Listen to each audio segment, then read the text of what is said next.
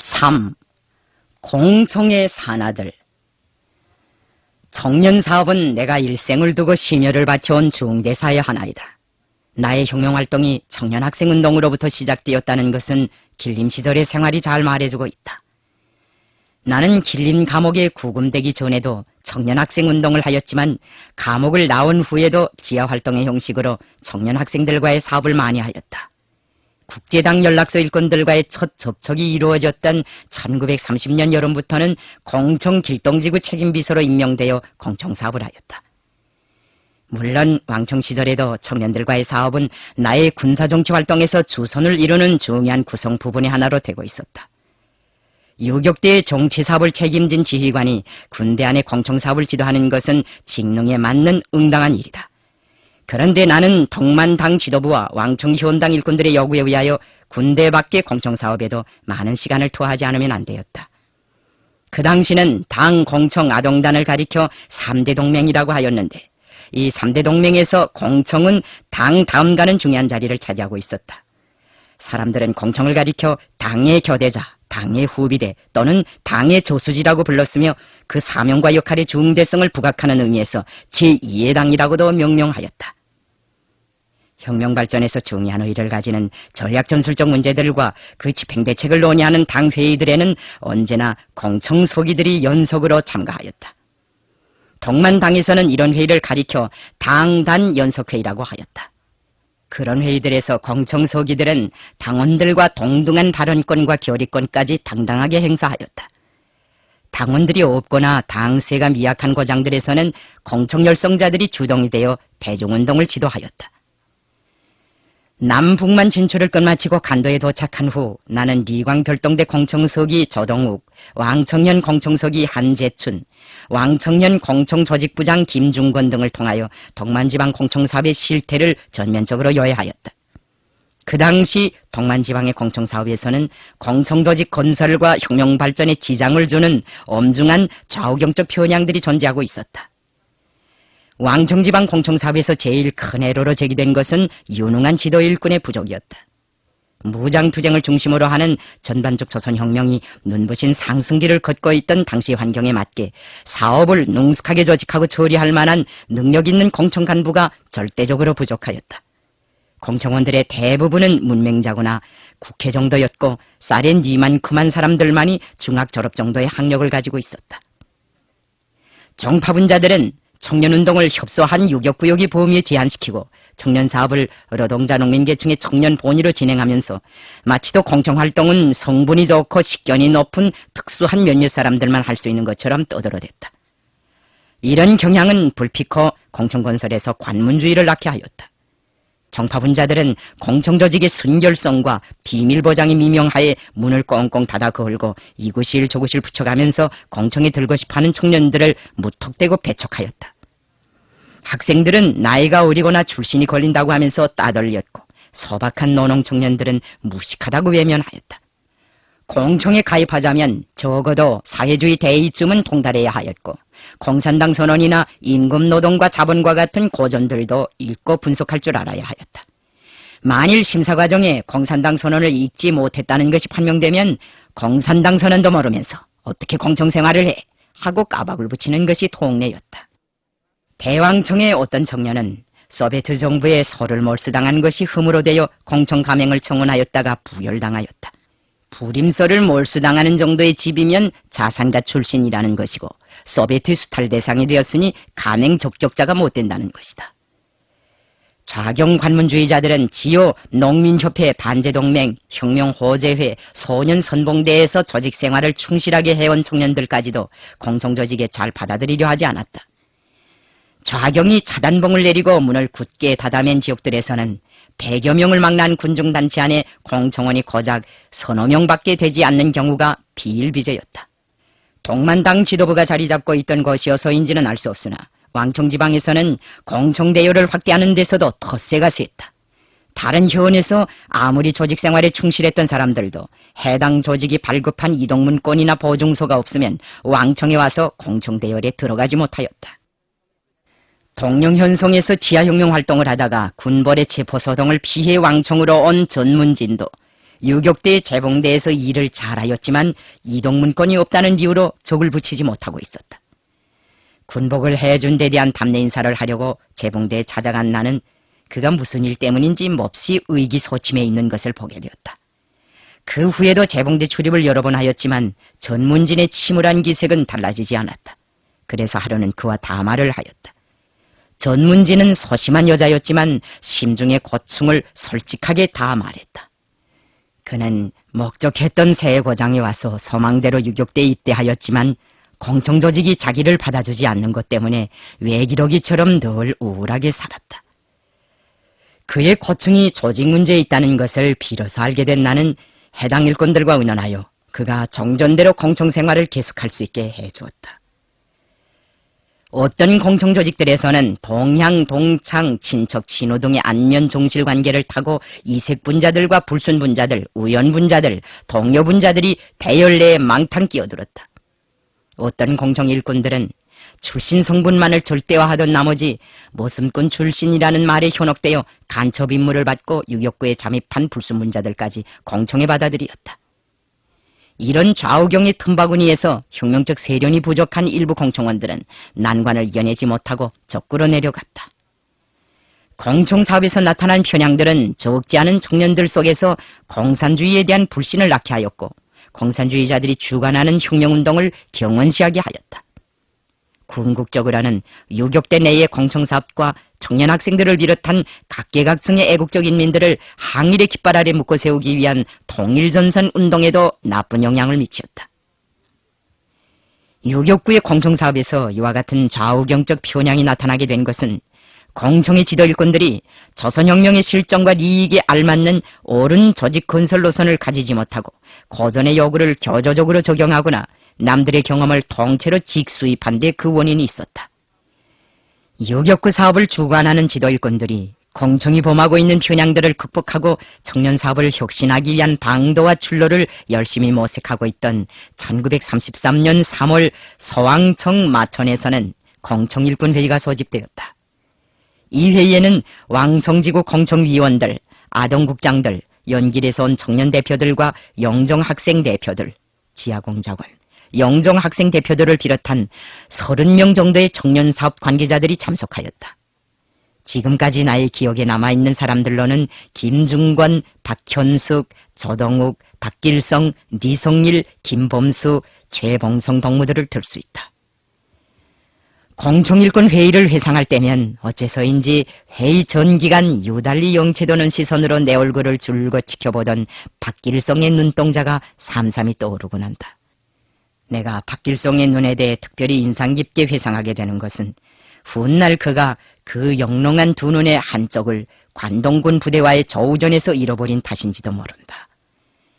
26살의 젊은 나이에 북만의 뛰어난 유격대장으로서 최후를 마친 박길성이 1933년 당시에는 특별한 공청직위도 없이 모범공청원의 자격으로 회의에 참가했던 것 같다.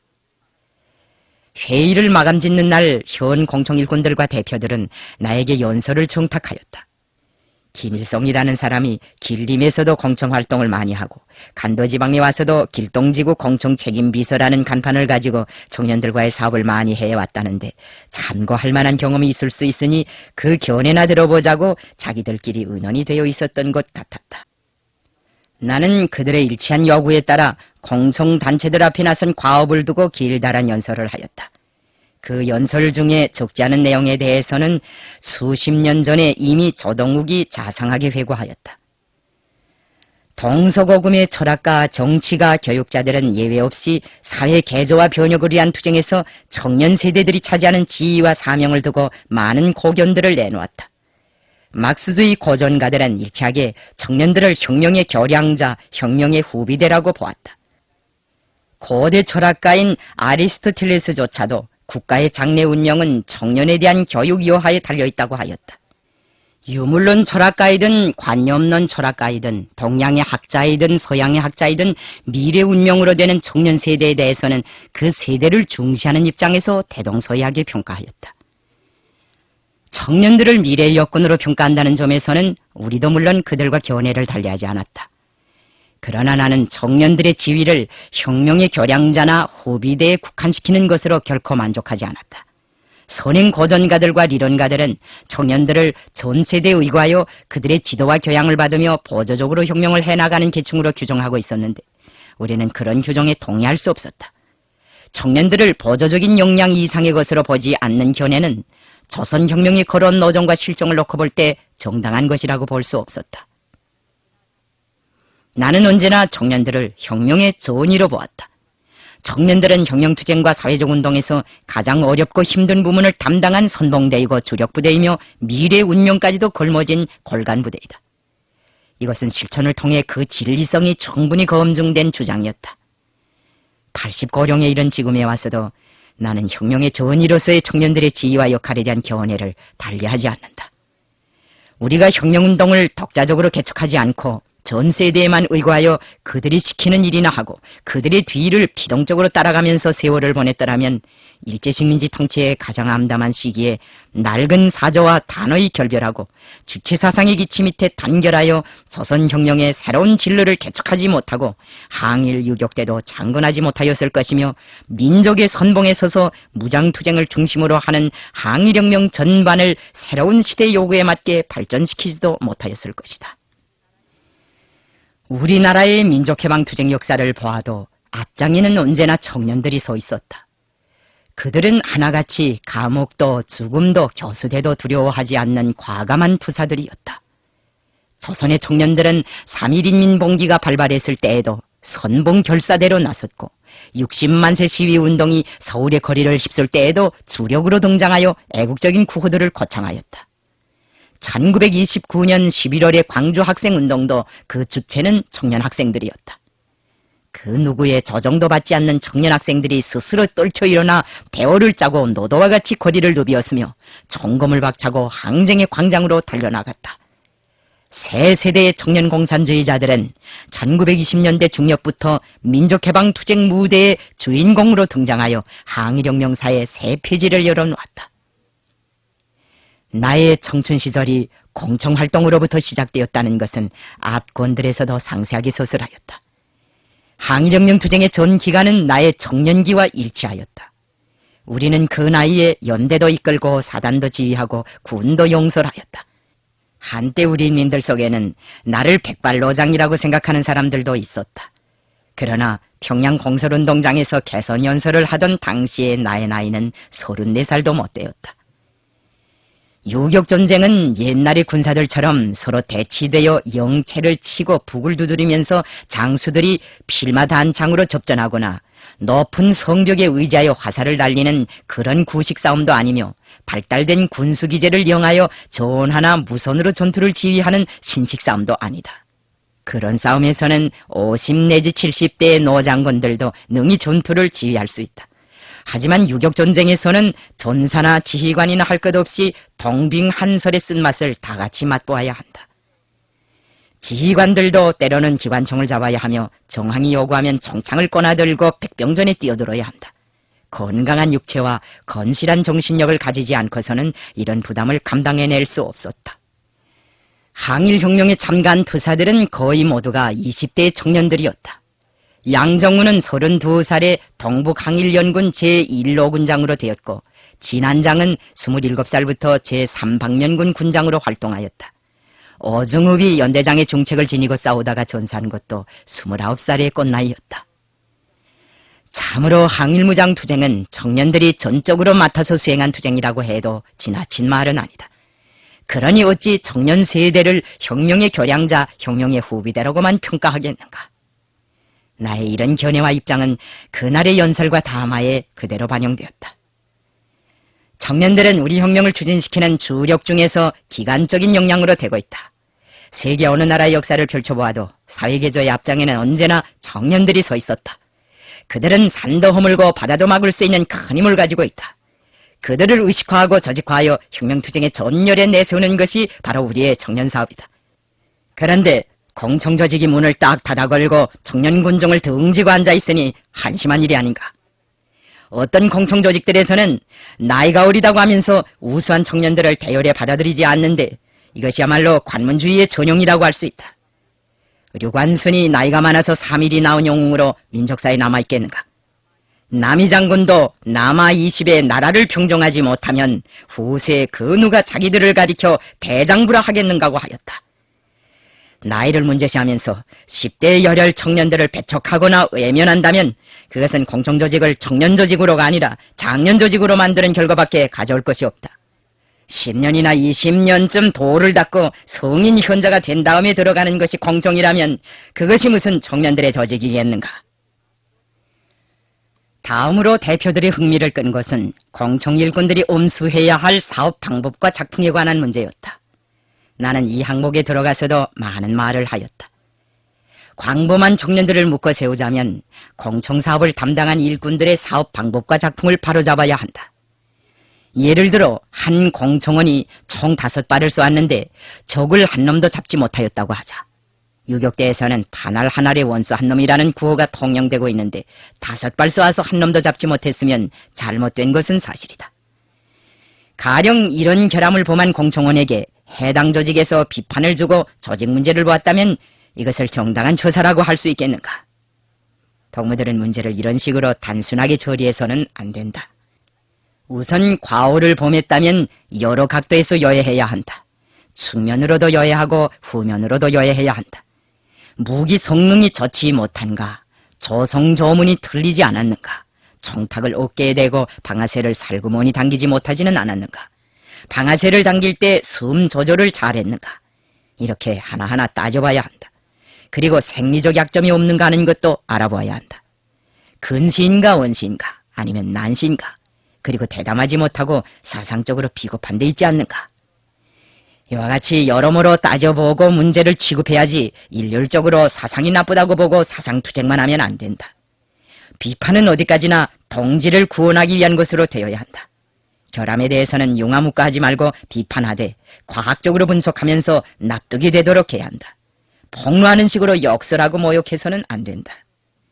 나는 이날 회의에서 공청대오의 조직 사상적 기초를 강화하고 선전선동 교양사업을 개선하는 문제, 허상 비판, 자기 비판을 성실히 하는 문제, 아동단을 공청 후비로 육성하는 문제, 그리고 과거 애국 청년들의 투쟁에서 그 우수한 점들을 받아들이는 문제에 이르기까지 공청사업의 전반 분야를 포괄하여 연설도 하고 담화도 하였다. 그 후에도 기회가 있을 때마다 공청 지도 일꾼들이 항상 군중 속에서 살며 사업에서는 대중의 선두에 서는 기수가 되고 사람과의 사업에서는 참된 어머니가 되어야 한다는 것을 강조하였다. 공청 일꾼 회의가 있은 후 공청 지도 일꾼들의 일본세에서는 혁신이 일어났다. 관료주의와 관문주의, 형식주의의 낡은 틀에 얽매여 있던 공청 조직들은 생기발랄한 산조직으로 되어 청년 대중 속에 깊이 침투하였다. 어느 날 나는 김중권을 만나려고 공청 현의에 찾아갔다. 그런데 현의에는 통신원 한 동무만 있을 뿐 텅 비어 있었다. 모두 어디로 갔는가고 물으니 구와 지부 조직들에 내려갔다고 하였다. 나는 그 말을 듣고 흐뭇한 심정을 감추지 못하였다. 종전까지는 현 공청 일꾼들이 동맹원들 속으로 내려가지 않고 사무실에 올방자를 틀고 앉아서 지부서기, 구서기들을 불러다가 일거리를 맡기고 받아내는 식으로 안일하게 사업하였다. 현 공청은 어디서 순마리 새끼를 낳았다고 하여도 믿을 정도로 하부 실정에 깜깜하였다. 그러면서도 회의를 열고 사상전을 한바탕씩 하고는 만세를 불렀다. 공청단체들은 회의와 비판이면 만사가 다 해결된다고 생각하였다. 그런데 이런 재래식 사업 방법이 공청 일꾼들의 일본세에서 어느덧 자취를 감추기 시작한 것이다. 공청 일꾼들은 유격대와 지방의 지부 조직들에 내려가서 공청 사업을 책임적으로 도와주었다. 현이 사무실에서 말공부와 문서노름으로 세월을 보내던 사람들이 아래에 내려가 맹원들도 만나보고 서저 모임이나 지부 회의에도 참석하였으며 공청 서기들을 도와 사업 계획도 세워주었다. 현이 사무실에 공청 간부들이 모이는 것은 회의가 있는 날뿐이었다. 공청 열성자들의 대우에는 정황과 조건에 맞게臨機응변하는 능숙한 수완가들과 작풍이 좋고 지도 방법이 원만한 세련된 일꾼들도 적지 않았다. 연기련에서 8구 공청조직부장으로 사업한 김범수는 명월구 회의에도 참가한 사람이었지만 그의 부모들은 자기 자식이 청년들의 사랑을 받는 유능한 공청지도 일꾼이라는 것은 모르고 있었다. 김범수가 소학교를 다닐 때 그의 어머니는 외아들이 글 공부를 하는 것이 너무나 대견스러워 그를 학교에 업고 다녔다. 그렇게 구미야오기야 하고 키운 아들이 청각거리 잡히기 바쁘게 장가도 일찍 보내었다. 김범수의 부모들은 자기 자식이 사회운동에 뛰어들까봐 그가 장가를 간 다음에도 문박 출입을 엄하게 단속하였다. 그러나 김범수는 문박 출입을 못하는 대신 자기 집 뒷거방을 회합장소로 정하고 울바자 밑에 사람들이 드나들 만한 개구멍을 감쪽같이 만들어 놓은 다음 청년들을 뻔질나게 자기 집으로 불러들였다. 김범수의 부모들은 아들이 나들이도 가지 않고 신랑 구실을 착실하게 한다고 기쁨을 금치 못하였지만 아들은 밤마다 뒷거방에서 청년들과의 사업을 하느라고 새색시 얼굴을 쳐다볼 경황도 없었다. 그 뒷거방에서 김범수는 수십 명의 열성 공청원들을 육성해냈다. 현 공청소기는 주로 유격대 공청조직에 들어가서 청년 사업을 지도하였으며 조직부장과 선전부장은 유격구 공청조직과 적구 공청조직들과의 연계 밑에 청년운동을 지도하였다. 현 공청소기는 필요에 따라 유격대원들과 함께 전투작전에도 직접 참가하면서 대중을 지도하였다. 마천작전 때의 일이다. 마천 압덕에 배치된 중대 공청지휘부는 현 공청소기에 참석하여 비상회의를 열었다. 결전을 눈앞에 둔 공청원들은 저마다 불같은 맹세를 토하였다. 공청원의 심장으로 비로소 쟁취한 우리의 땅을 끝까지 지키자. 공청원들의 청구에서는 복수의 명중탄이 꼬리를 물고 쏟아져 나왔다. 적들은 이 전투에서만도 수백 명의 사상자를 내었다.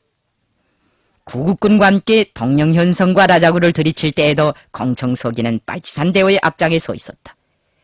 나는 공청일꾼 회의가 있은 다음에도 공청지도 일꾼들을 자주 만나 공청사업과 관련된 문제들을 논의하였다.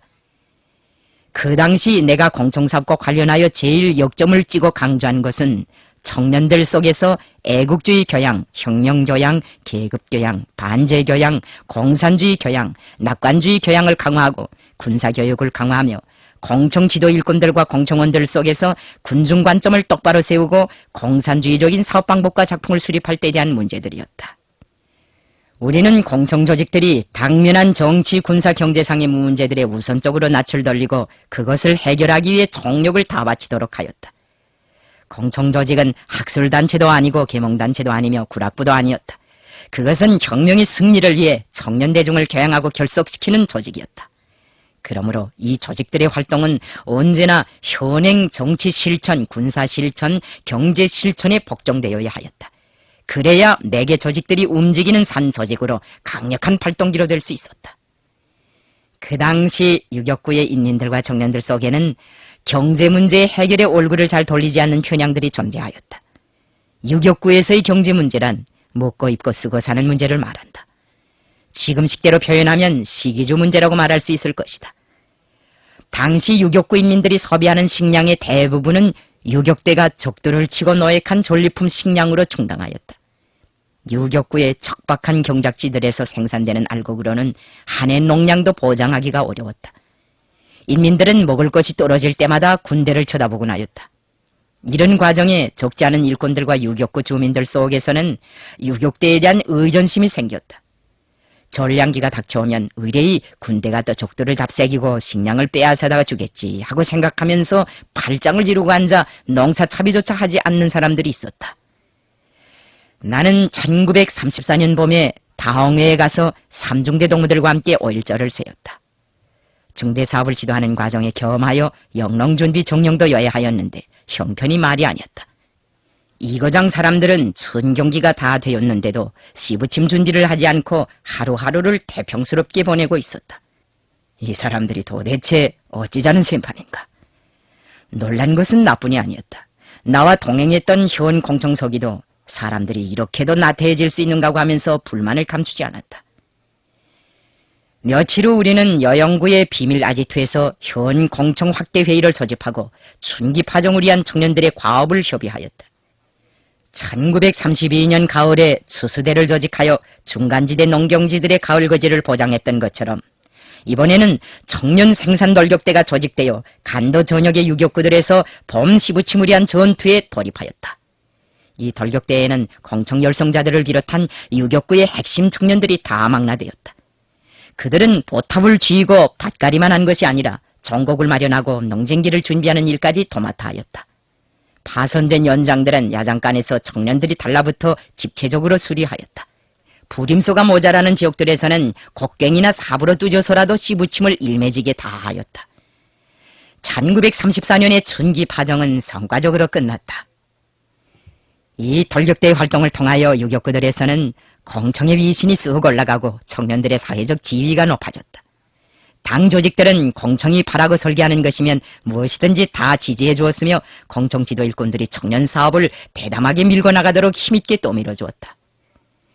인민혁명정부와 농민협회, 분여회를 비롯한 대중조직들도 공청사업을 각방으로 후원해 주었다.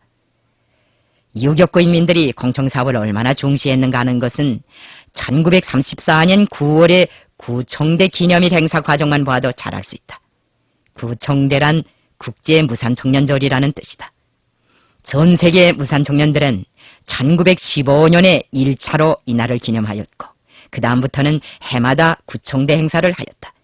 이 기념 행사는 중국에서도 하고 우리나라에서도 하였다. 왕청 사람들은 1934년에 구청대를 대대적으로 준비하였다.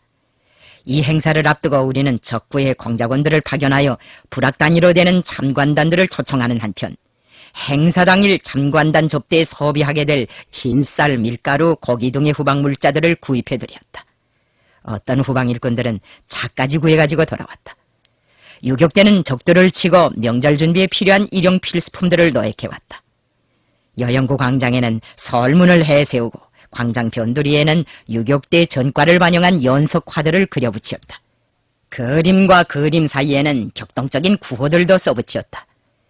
그 당시 오중대에는 그림을 기막히게 그리는 재간둥이가 한 명 있었다.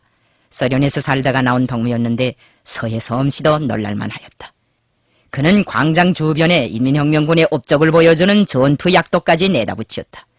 그가 그린 그림들은 하나하나가 다 살아 움직이는 것처럼 생동하였다. 우리는 정부 총사를 통째로 내어 선임들이 들 숙소를 꾸리고 거기에도 참관단원들이 감상할 수 있는 선전화들을 붙였다. 구청대를 앞두고 계관나자, 영병나자, 천결영, 전강로 등 유격구와 그 주변의 마을들에서는 대표들을 선출하여 여영구로 파견하였다. 적들이 집단부락을 만들어 놓고 성문 밖 출입을 엄격히 단속하였기 때문에 적구 대표들은 집단적으로 무리를 지어오지 못하고 한 사람씩 낫을 들거나 광주리를 이고 전야 작업에 나가는 차림새로 유격구 행을 하였다. 행사 당일이 되자 유격구 청년들은 인민들과 함께 북 3차구에서 노획한 비단과 세루로 만든 옷을 쭉쭉 뽑아 입고 광장으로 모여들었다. 현 공청 일꾼들도 새 양복들을 쭉 빼고 광장에 나타나 행사를 주관하였다. 주름을 세운 군복을 입고 대호를 지어 정연하게 행사장에 들어서는 유격대원들의 늠름한 모습은 적구 대표들의 찬탄을 자아냈다. 이날의 개회선언은 연길 폭탄을 터뜨리는 것으로 대신하였다. 참관단원들은 꽝 하는 폭탄 소리를 신호로 하여 수십 폭의 붉은 깃발들이 광장에 나붙기고 구호소리, 박수소리, 북소리가 장례를 진감하는 광경을 보면서 다 같이 눈이 휘둥그레졌다. 구청대에 대한 보고가 있은 다음 각계 대표들은 공청의 업적을 찬양하고 반일을 선동하는 전투적인 연설을 하였다. 그 당시는 이런 연설을 감상발표라고 하였다. 우리는 행사 끝에 적구 참관단원들을 위하여 성대한 환영회를 가지었다. 현 당과 현 공청 일꾼들의 요청으로 나는 이 환영 모임에서 인민혁명군의 정치 군사활동을 적극 방조할 때 대한 연설을 하였다. 그 연설에 대한 답사를 하려고 적구에서 온 대표 한 사람이 발언을 요청하였으나 그는 감격에 목매어 아무 말도 못하고 사방에 대고 연방저울만 하였다.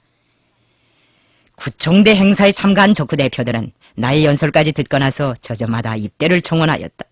모두가 유격대에 들어가겠다고 간청하므로 오히려 설복하지 않으면 안 될 형편이었다. 우리는 가정사정과 사업관계를 고려하여 일부 대표들만 혁명군에 받아들였다. 그날의 환영공연에서 이체를 띈 것은 오중대가 준비한 연예 종목들이었다.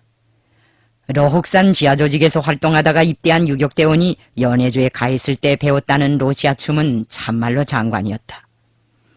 참관단원들이 유격구를 떠날 때 우리는 적구인민들의 몫으로 따로 남겨놓았던 전리품들을 그들에게 지워보냈다.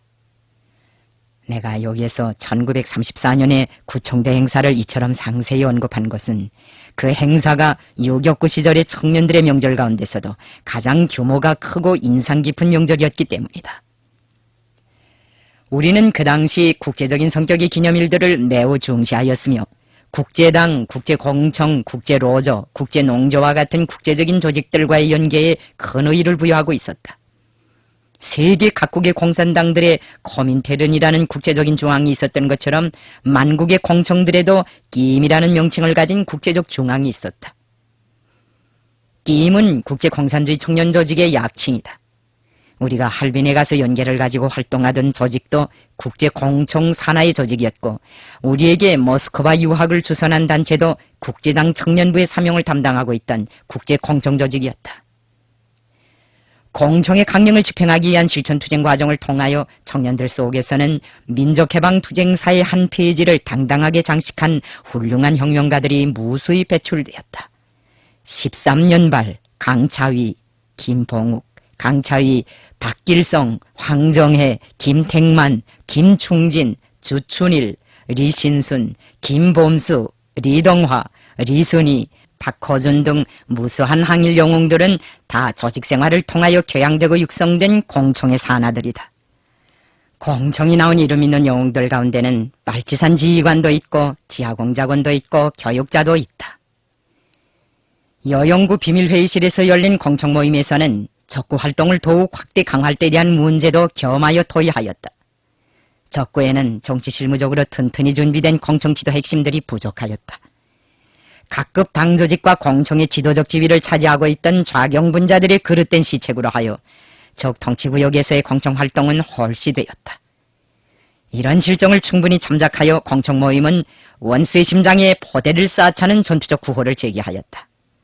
이것은 적군들 속에 혁명의 포대를 쌓아차는 구호와 대동소이한 말이었다. 원수의 심장에 포대를 쌓아차는 것은 원수의 심장부에 우리의 조직체들을 튼튼히 꾸려나가자는 사상이다. 이 회의의 결정에 따라 수많은 공청 간부들이 적구 공작의 어려운 임무를 맡고 동만지방과 조선 국내를 비롯한 광활한 지역에 침투하기 시작하였다. 동만특별구의원회 아동국장으로 사업하던 박길성도 라자구에 파견되었다. 그는 유능한 공청 열성자들과 함께 조직들을 들여갔으며 청년들을 실천 투쟁 속에서 단련시키었다. 수많은 소년 계절 노동자들을 가지고 있는 간도굴지의 라자구 양주소에도 그가 박아놓은 공작선이 넝쿨을 깊숙이 뻗치었다. 라자구 아동국장으로 사업하던 최광도 공청조직의 지시로 이 양주소에 들어가서 활동하였다. 유가라는 사람이 경영하는 이 양주소에서는 해마다 2월부터 5월 사이와 9, 10월 사이에 계절 노동자들을 모집하였는데 품삯을 적게 주고도 많은 일을 시킬 수 있는 소년 노동자만 채용하였다. 공장주는 소년 노동자들에게 성인 일 노임의 절반도 안 되는 30전의 돈을 주었다.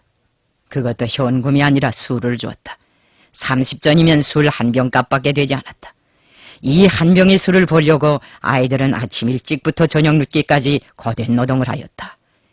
퇴근 후에는 노임 대신 받아가지고 나온 술을 팔려고 시내를 온밤 돌아다니곤 하였다. 최강은 공청조직의 지도 밑에 임금 인상을 위한 투쟁회로 소년 노동자들을 골기시키었다. 양주소에 입직한 후 아동단 조직에 받아들인 10여 명의 동료들을 동원하여 파업을 호소하는 선동활동을 벌이었다. 그 자신도 바라크식으로 되어 있는 식당의 문들마다 보초를 세우고 선동연설을 하였다. 조직 생활을 해보지 못한 소년들을 파업투쟁이로 불러일으키느라고 그는 무척 애를 먹었다. 그래도 최광은 인내성 있게 설복하고 또 설복하였다. 술 한 병을 받아가지고는 생활을 해나갈 수 없다. 모두가 단결해서 일한 것만큼 돈을 받아내자. 힘만 합치면 공장주를 굴복시킬 수 있다. 그의 호소에 따라 소년 노동자들은 3일 동안이나 공장에 출근하지 않았다. 일자리를 떼울까봐 공장으로 나가던 소년공들도 그의 해소를 듣고는 마음을 굳게 가지고 파업대열에 합류하였다. 2차례 걸치는 파업을 통하여 소년 노동자들은 공장주를 굴복시키고 하루 임금을 30전으로부터 40전으로 올리는 데 성공하였다. 라자구 공청위원으로 사업하던 박허준은 뛰어난 조직적 수완과 능란한 군중 공작으로 적구 공청 사업에서 많은 성과를 올렸다. 라자구 양주소의 소년 노동자들을 반일 조직에 묶어 세우고 파업투쟁이 승리하도록 배후에서 지도한 인물은 다름 아닌 박허준이었다. 그러나 그는 공작 도중 적들에게 체포되었다.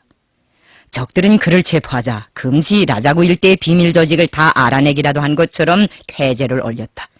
그러나 그것은 오산이었다. 그들은 어떤 방법으로서도 박허준을 굴복시키지 못하였다. 어느 날 놈들은 반주검이 된 그를 회유해보려고 이렇게 구슬렸다. 너는 앞길이 구말리 같은 청년이다. 나이가 아깝다. 너를 믿고 홀로 사는 너의 어머니가 불쌍하지 않은가?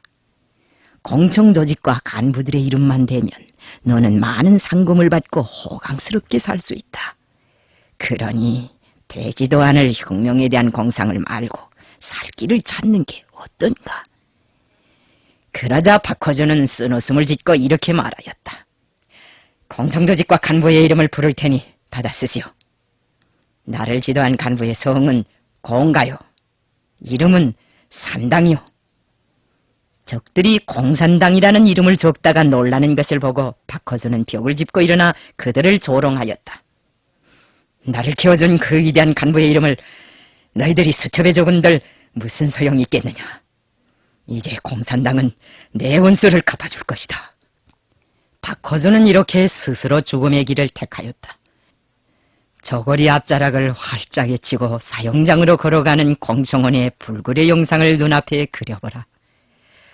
그가 어떻게나 떳떳이 걸어갔던지 저 군 사병들조차 모두 공산주의자들이란 정말 대단한 사람들이라고 하면서 공포에 질려 수근거렸다. 한 애연가는 사형장으로 끌려가는 그의 손에 슬그머니 담배를 쥐어주기까지 했다. 처녀들은 그의 발밑에 꽃묶음들을 내던졌다. 항일혁명이 키워낸 공청의 첫 세대들은 이렇게 신의를 지켜 싸웠고 깨끗이 죽을 줄도 알았다. 그때 공청대열에서 교양 육성된 공청원들은 자기 개인의 리익을 조직과 혁명의 리익에 완전히 복종시켰다. 공청원 림춘익도 바로 그런 투사였다. 공청 연기련 8구 남선특별지부 소기였던 그는 일찍이 지하 공청단체를 조직한 유능한 정치공작원이었으나 그 단체를 지도하다가 체포되었다.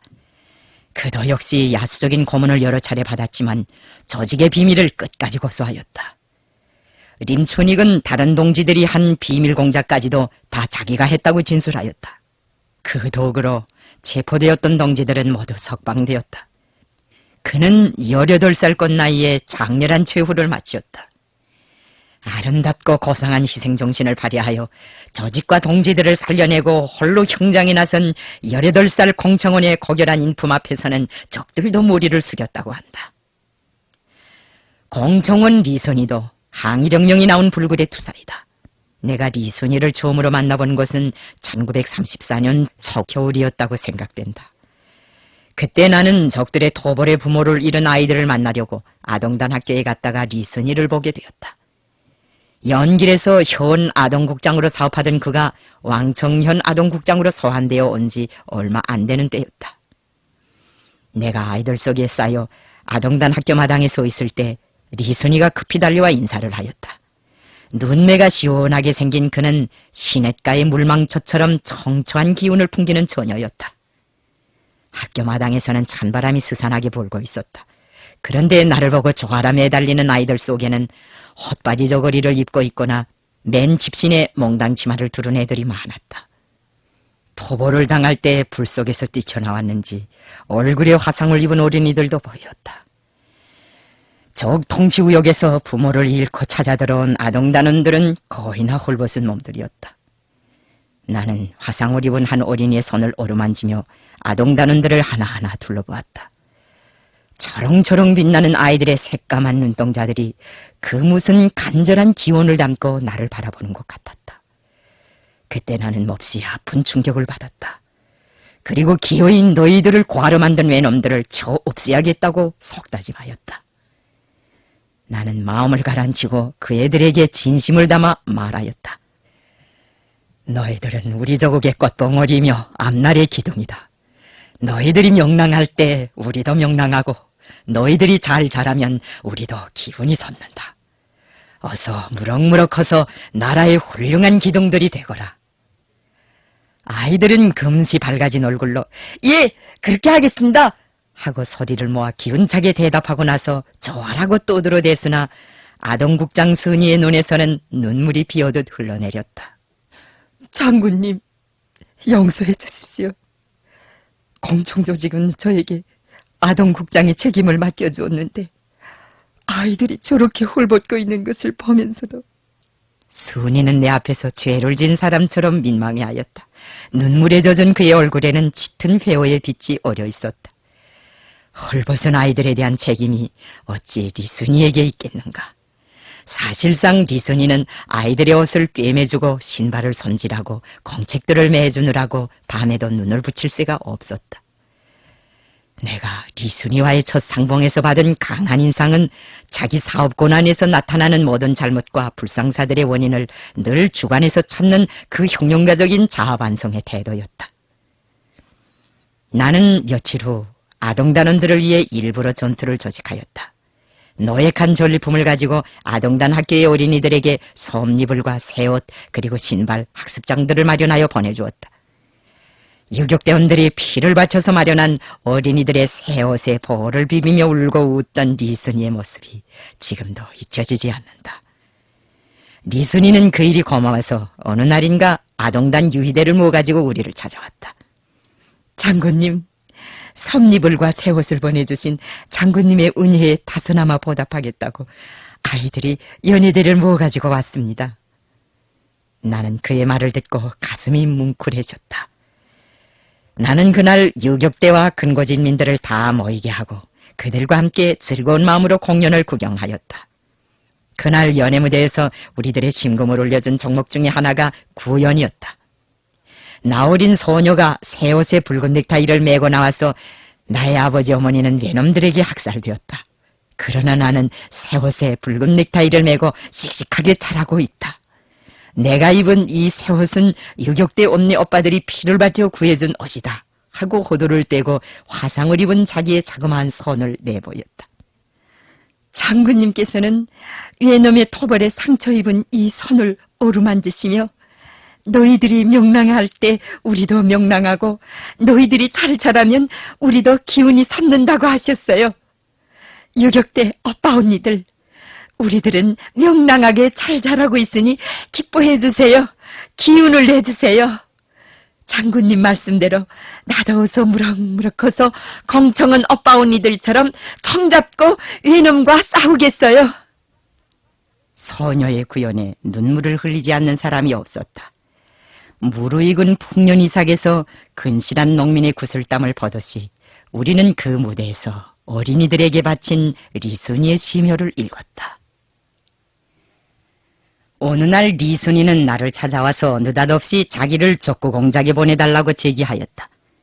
아동단 사업에 심혈을 쏟아왔고 거기에서 더 없는 보람을 느끼고 있던 그가 갑작스레 그런 제기를 하자 우리는 놀라지 않을 수 없었다. 리순이는 그 후 공청조직에 거듭 제기하여 마침내 박길성과 함께 라작으로 파견되었다. 3년이 험준한 산으로 첩첩이 둘러싸여 있는 라자구의 만첩 청산과 비옥한 조냐에는 항일 혈전의 발자취와 함께 적구공작의 길을 걸어간 용감한 공청원들의 붉은 넋이 어려있다. 나는 여기서 리순이의 적구공작 과정을 누르이 기록하려고 하지 않는다. 필요한 것은 꽃다운 나이에 서슴없이 목숨을 바친 그의 정신력이 어디에 있는가 하는 것이다. 리순이는 그때 라자구에서 조금 떨어진 초막을 근거지로 삼고 공작하였다. 찬바람이 스며들고 빗물이 새는 어설픈 그 초막에서 봄을 맞고 여름을 보내고 가을을 맞았다. 그 기간에 라자구에서는 공청조직이 늘어나고 아동단 조직이 자라났다. 원수들의 아성에 강유력한 혁명의 포대가 쌓아진 것이다. 리순이는 이 포대를 쌓느라고 비원장한 몸으로 군경들의 총검과 밀정들의 감시가 무시로 뒤따르는 위험천만한 적구를 주야불식으로 수없이 누비며 다니었다. 그러나 그는 리봉문이라는 고약한 밀정놈에게 뒤를 밟혀 그만 적들에게 체포되었다. 적들은 라자구의 지하 조직을 들춰내려고 순이를 음침한 절창 속에 가둬놓고 가혹하게 고문하였다. 지하 조직의 운명은 리순이에게 달려 있었다. 그가 입을 열기만 하면 라자구에 깔려있는 조직망들이 다 들장이 나고 애써 쌓아올린 혁명의 포대가 일저에 무너질 수 있었다. 놈들은 거짓 약속과 가문 리설로 처녀의 심장을 움직여보려고 하였다. 그러나 그들이 리순이에게서 알아낸 비밀은 오직 하나, 그가 공청원이라는 사실뿐이었다. 아마도 순이는 절창 속에 들어가서 공청원의 의미를 더욱 크게 느꼈던 것 같았다. 고문을 주관하던 라자구 헌병대 대장은 악에 치받쳐 마침내 순이를 총살하도록 명령하였다. 그런데 사형 전날 밤에 하나의 사건이 벌어졌다. 헌병대장이 리순이에게 사형을 선포하고 마지막으로 한 번 더 꿰어보려고 절개도를 이끌고 순이를 찾아갔을 때였다. 그때 순이는 옷을 손질하고 있었다. 비록 땀에 절고 피로 얼룩지고 갈기갈기 찢어진 옷이나마 단정히 입고 사형장에 나가고 싶어서 그랬을 것이다. 헌병대장을 개처럼 따라다니던 리봉문이란 자가 처녀의 곁에 다가가서 내가 살아날 수 있는 천재 이루의 기회는 이 시각밖에 없다. 꽃다운 내 나이가 아깝고 불쌍해서 그러니 라자구에 있는 지하조직원의 이름을 한 사람만이라도 외워봤져라. 그러면 너는 살아난다고 하였다. 처녀는 아무 대꾸도 없이 피에 엉킨 머리를 비다듬고 찢어진 저고리 품에 손을 가져가더니 조그마한 회색 주머니 하나를 꺼내었다. 순간 리봉문은 사색이 되어 감방 밖으로 뛰쳐나갔다. 다른 교역리들도 아우성을 치며 그를 따라 나갔다. 리봉문은 순이가 꺼낸 회색 주머니를 수류탄과 같은 무슨 폭발물로 착각했던 것이다. 그러나 그것은 폭발물이 아니라 흙주머니였다. 그 앙증스러운 주머니는 순이 아버지가 유격군 거지에서 전사할 때 딸에게 물려준 것이다. 놀라지들 말거라. 이것은 내 나라의 흙을 담은 주머니다. 더러운 그 목숨이 무얼 그리 기중에서 줄행랑을 넣느냐. 조국의 흙을 품에 안고 절창 속에서 광복의 날을 그려본 공청원 리순이와 변절자 리봉문의 인격적 대조를 봉황새와 까마귀라는 말로 표현하는 사람들도 있었는데 그것은 결코 무리한 비유가 아니었다고 생각한다. 리봉문과 같은 배신자가 그 흙주머니의 가치를 알 수 있었겠는가? 이튿날 리순이는 사형장에서 혁명만세를 부르며 제후를 마치었다. 그가 마지막 순간에 부른 공청가를 아래에 소개하고 싶다. 새 세상 동터온다 어서 마중가자. 우리는 무산 청년 모두 앞서가자. 놈들의 낡은 사회를 영감히 무찔러 나가자. 우리는 무산 청년이니 무산 청년답게 우리는 근로대 중에 청년존이 돼. 나는 언제인가 리순이와 함께 아동단 학교에서 풍금을 타며 이 노래를 불렀다. 공청가는 공청원들뿐 아니라 공산당원들과 아동단원들, 부녀회원들까지 즐겨 부르던 노래였다. 그것은 그 노래 속에 새 사회에 대한 근로대중의 한결같은 동경과 미래에 대한 열렬한 사랑, 새 세상을 앞당기려는 청년들의 확고부동한 의지가 잘 반영되어 있기 때문이었다. 수많은 공청원들이 리순이처럼 단도대에서 이 노래를 불렀다. 이 공청가는 원래 우리가 만든 것이 아니었다. 러시아 청년들이 부르던 노래였다. 그러나 가사와 선율 속에 흐르는 사상감정은 자유를 사랑하고 정의를 사랑하는 온 세계 청년들의 심장을 억세게 틀어잡았다. 에젠 뽀찌에의 인터내셔널이 많은 나라 당들의 당가로 되었던 것처럼 공청가 역시 국제적인 청년가로 널리 애창되었다. 리순이와 같은 열렬을 배출한 것은 의심할 바 없이 그의 정치적 생명에 빛을 주고 날개를 달아준 공청조직의 공로라고 말할 수 있다. 조직이라는 존재가 없고 조직적 단련이라는 성장 과정이 없었더라면 과연 리순이와 같이 앳된 처녀가 교역리들 앞에서 그처럼 용감해질 수 있으며 그처럼 도도한 긍지와 자부를 안고 최후의 순간을 떳떳하게 장식할 수 있었겠는가? 그러기에 나는 지금도 조직은 영웅을 낳는 집이며 대학이라고 말한다. 조직 생활을 통해 단련된 한 명의 공청원이나 사르청원은 100명, 1000명의 적도 타승할 수 있는 큰 힘을 가진다. 우리 인민이 일당백의 인민으로 되는 것은 그들이 모두 조직 생활을 통해 단련된 인민이기 때문이며, 우리 인민군대가 일당백, 일당천의 군대로 되는 것은 그들이 다 같이 조직이라고 불리우는 영광로에서 자신들을 정치사상적으로 군사기술적으로 철저히 연마해가는 군대이기 때문이다. 오늘날의 청년들은 사르청이라는 조직을 통하여 투사로, 영웅으로, 혁명가로 자라나고 있다. 항일 전쟁 당시의 공청조직이 직업적인 혁명가들을 키워내는 학교였다면, 지금의 사르청 조직은 사회주의 건설의 전위부대를 육성해내는 기지라고 말할 수 있다. 항일혁명 시기와 마찬가지로 오늘도 청년들은 사회주의 건설의 모든 전선에서 주공을 담당하고 있다. 사르청은 우리 당이 가장 아끼고 사랑하는 믿음직한 주력부대로 되고 있다. 이 주력부대가 진출하는 곳에서는 어디에서나 위훈이 창조되고 기적이 나래친다. 서해관문, 북부철길, 광복거리, 5월 1일 경기장, 만경대 학생소년공전, 태권도 전당 등 우리 조국의 만년제부로 되고 있는 위대한 기념비적 창조물들에는 어느 것이나 할 것 없이 노동당 시대의 청년들이 바친 거기한 피와 땀이 스며 있다. 우리 인민이 석도전 청년돌격대를 사랑하는 것도 그 때문이다. 우리 시대 사르청원들과 청년들 속에서는 만민의 찬탄을 자아내는 공산주의적 미거들이 끝없이 발양되고 있다. 한 번 죽으면 2번 다시 받아 안을 수 없는 것이 사람의 생명이다. 그런데 우리나라 청년들은 남의 목숨을 위해 자기의 생명을 초계와 같이 내던지고 있다. 일생을 영해군인의 선발이 되어줄 것을 결심하고 그들의 아내가 된 처녀들은 그 수가 너무 많아서 이름을 다 꼽아내려 갈 수 없을 정도이다. 우리나라 사르청원들 속에는 미혼의 몸으로 부모를 잃은 아이들의 어머니가 되어준 고마운 처녀도 있다. 다른 나라 청년들이 수도 시민권을 얻지 못해 애를 쓰고 있을 때 우리 청년들은 정든 수도를 서슴없이 떠나 전야로, 탄전으로, 개발지로 자진하여 탄원해 가고 있다. 진실을 말하건대 나는 이런 청년들을 금방석에 앉히고 싶은 심정이다.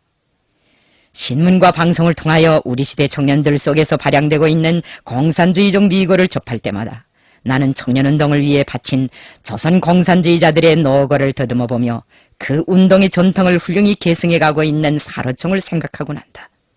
우리 시대의 청년들 속에서 세계를 뒤흔드는 미담들이 연이어 태어나 만사람을 격동시키고 있는 것은 사르청의 공적에 속한다고 평가할 수 있다. 조직 생활을 통해 단련된 청년들의 대부대, 그것은 사실상 원자탄보다도 더 위력한 것이다. 세상에 청년사업처럼 보람차고 영예로운 일은 없을 것이다. 만일 나에게 인생을 처음부터 다시 시작할 수 있는 행운이 오고 직업을 새롭게 선택할 수 있는 권리가 다시 주어진다면 나는 길림시절처럼 단연코 청년사업에 몸을 잠글 것이다. 6.29 해산을 계기로 우리는 많은 정치공작원들을 또다시 적구에 파견하였다. 우리는 그 당시 안도, 도나, 무성, 장백, 림강 등지의 사람들을 보내요.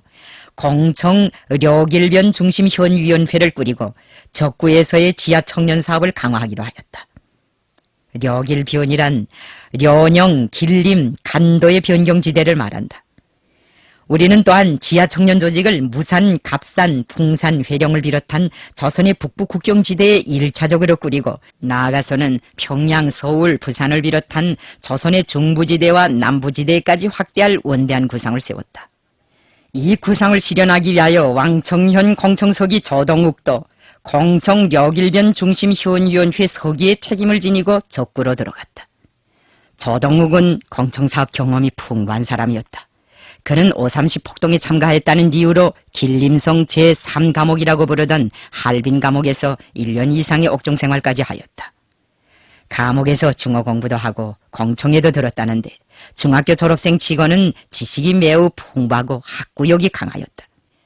조동욱은 공청 영안현위의 위임을 받고 구국군 부대에 파견되어 공청사업을 하다가 40여 명에 달하는 무장인원을 이끌고 1932년 9월경에 왕청으로 나왔다.